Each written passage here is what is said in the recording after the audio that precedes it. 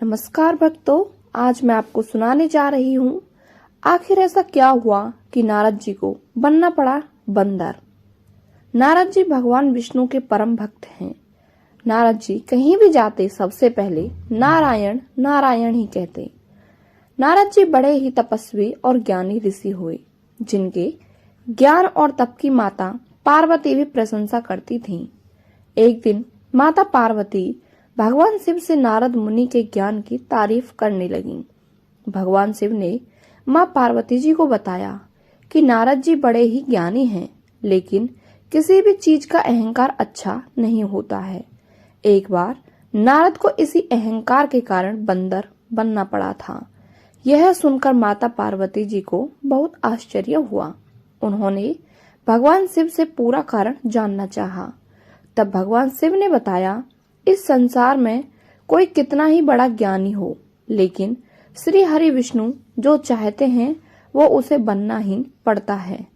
नारद जी को एक बार अपने इसी तप और बुद्धि का अहंकार हो गया था। इसलिए नारद जी को सबक सिखाने के लिए श्री हरि विष्णु को एक युक्ति सूझी। हिमालय पर्वत में एक बड़ी पवित्र गुफा थी। उस गुफा के निकट ही गंगा जी बहती थीं। वह परम पवित्र गुफा नारद जी को अत्यंत सुहावनी लगी। वहां पर पर्वत, नदी और वन को देखकर उनके हृदय में श्री हरि विष्णु की भक्ति अत्यंत बलवत्लित हो उठी और वे वहीं बैठकर तपस्या में लीन हो गए। नारद मुनि की इस तपस्या से देवराज इंद्र भयभीत हो गए कि कहीं देवर्षि नारद अपने तप के बल से उनके स्वर्ग को न छीन लें। इंद्र ने नारद जी की तपस्या भंग करने के लिए कामदेव को उनके पास भेज दिया। वहां पहुंचकर कामदेव ने अपनी माया से वसंत ऋतु को उत्पन्न कर दिया। पेड़ और पत्ते पर रंग बिरंगे फूल खिल गए, कोयल कूकने लगी और भौरे गूंजने लगे। कामांगनी को भड़काने वाली शीतल मंद सुगंध सुहावनी हवा चलने लगी। रंभा आदि अप्सराएं नाचने लगी, किंतु कामदेव की किसी भी माया का नारद मुनि पर कुछ भी प्रभाव नहीं पड़ा। तब कामदेव को डर सताने लगा कि कहीं नारद जी मुझे साफ न दे दें। इसलिए उन्होंने श्री नारद से क्षमा मांगी। नारद मुनि को थोड़ा भी क्रोध नहीं आया और उन्होंने कामदेव को क्षमा कर दिया। कामदेव वापस अपने लोक में चले गए और कामदेव के चले जाने पर नारद मुनि के मन में अहंकार हो गया कि मैंने कामदेव को जीत लिया। वहां से वे शिव जी के पास चले गए और उन्हें अपनी जीत और कामदेव को हराने का हाल हंस हंस कर कह सुनाया। भगवान शिव समझ गए कि नारद जी को अहंकार हो गया है। शंकर जी ने सोचा कि यदि इनके अहंकार की बात भगवान विष्णु जी जान गए तो नारद जी के लिए अच्छा नहीं होगा। इसलिए उन्होंने नारद जी से कहा कि तुमने तो जो बात मुझे बताई है उसे श्री हरि को मत बताना।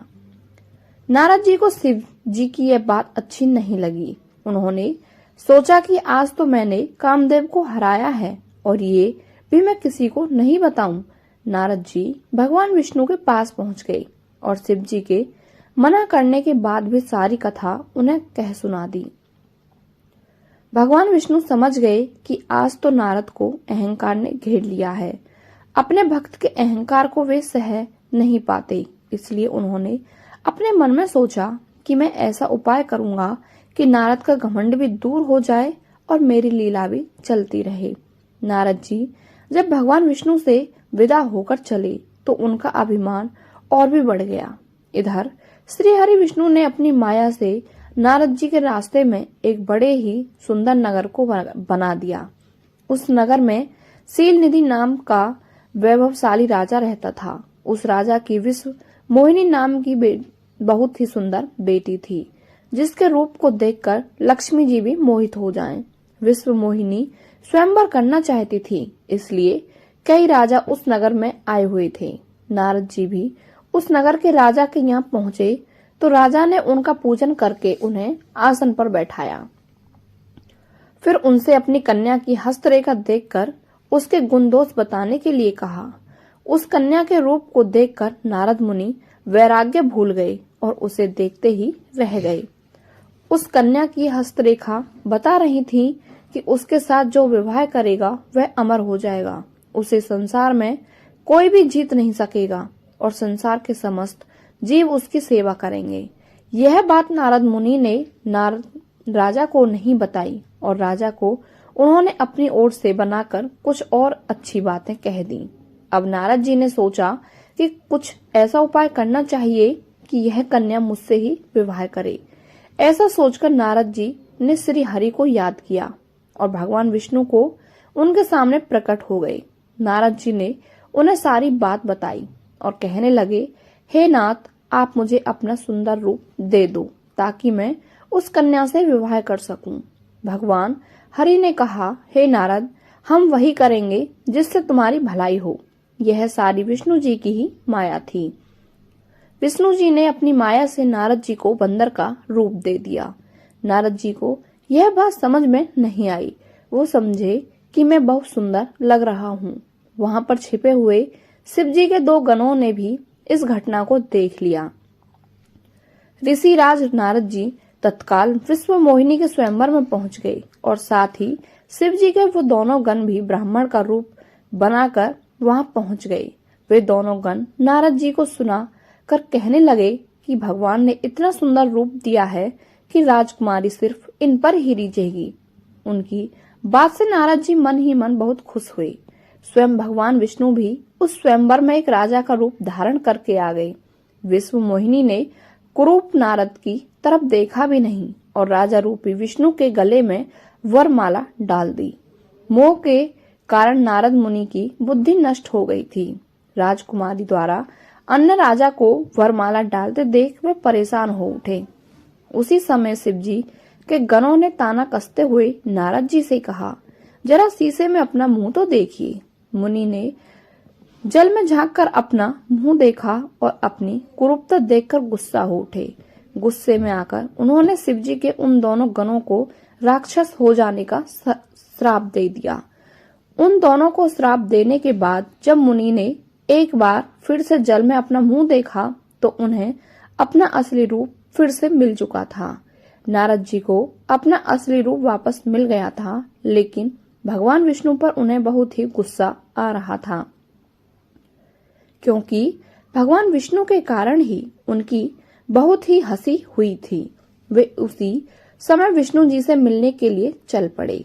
रास्ते में ही उनकी मुलाकात विष्णु जी, जिनके साथ लक्ष्मी जी और विश्व मोहिनी भी थीं, उनसे हो गई। उन्हें देखते ही नारद जी ने कहा, आप दूसरों की खुशियां देख नहीं सकते, आपके भीतर तो नफरत और छल ही भरा हुआ है। समुद्र मंथन के समय आपने भगवान शिव को बावला बनाकर विष और राक्षसों को मदिरा पिला दिया और स्वयं लक्ष्मी जी और कौस्तुभ मणि को ले लिया। आप बड़े धोखेबाज और मतलबी हो, हमेशा कपट का व्यवहार करते हो। हमारे साथ जो किया है उसका फल जरूर पाओगे। आपने मनुष्य रूप धारण करके विश्व मोहिनी को प्राप्त किया है, इसलिए मैं आपको श्राप देता हूँ कि आपको मनुष्य जन्म लेना पड़ेगा। आपने हमें स्त्री से दूर किया है, इसलिए आपको भी स्त्री से दूरी का दुख सहना पड़ेगा। और आपने मुझको बंदर का रूप दिया है, इसलिए आपको बंदर से ही मदद लेना पड़ेगा। नारद के श्राप को श्री हरि विष्णु ने पूरी तरह स्वीकार कर लिया और उन पर से अपनी माया को हटा लिया। माया के हट जाने से अपने द्वारा दिए गए श्राप को याद करके नारद जी को बहुत दुख हुआ, किंतु दिया गया श्राप वापस नहीं हो सकता। इसलिए श्री हरि विष्णु को श्री राम के रूप में मनुष्य बनकर अवतरित होना पड़ा। शिव जी के उन दोनों गणों ने जब देखा कि नारद अब माया से मुक्त हो चुके हैं, तो उन्होंने नारद जी के पास आकर और उनके चरणों से गिरकर कहा, हे मुनिराज, हम दोनों शिव जी के गण हैं। हमने बहुत बड़ा अपराध किया है, जिसके कारण हमें आपसे श्राप मिल चुका है। अब हमें अपने श्राप से मुक्त करने की कृपा करें। नारद जी बोले, मेरा श्राप झूठा नहीं हो सकता, इसलिए तुम दोनों रावण और कुंभकर्ण के रूप में महान ऐश्वर्य, बलशाली बलवान तथा तेजवान राक्षस बनोगे और अपनी भुजाओं के बल से पूरे विश्व पर विजय प्राप्त करोगे। उसी समय भगवान विष्णु राम के रूप में मनुष्य शरीर धारण करेंगे। युद्ध में तुम दोनों उनके हाथों से मारे जाओगे और तुम्हारी मुक्ति मिल जाएगी। श्री हरि विष्णु ने त्रेता युग में आकर नारद जी के श्राप को पूरा किया। आपको ये वीडियो कैसी लगी हमें कमेंट करके अवश्य बताएं और यदि आप हमारे चैनल पर नए हैं तो चैनल को सब्सक्राइब करके बेल आइकन अवश्य प्रेस करें। आपका बहुत बहुत धन्यवाद।